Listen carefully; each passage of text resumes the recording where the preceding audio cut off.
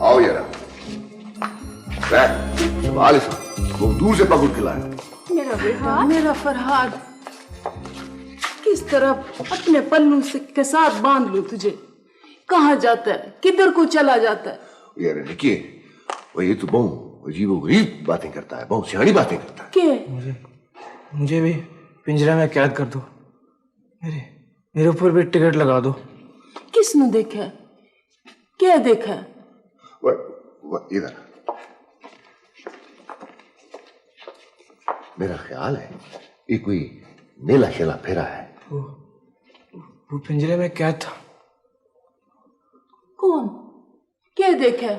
वो तू रहने दे, तू ना पूछ, सुन नहीं सकेगी। वो पिंजरे में बंद था, उसके के दो धड़ थे। मुझे देखकर रोने लगा था। दो धड़ा वाला बच्चा इसमें देख के रोने लगा। नहीं, ये वो नहीं है जो तू सोच रही है। ये वही है, इसमें देख के क्यों रोना? वो वाह न करने की, वाह न कर।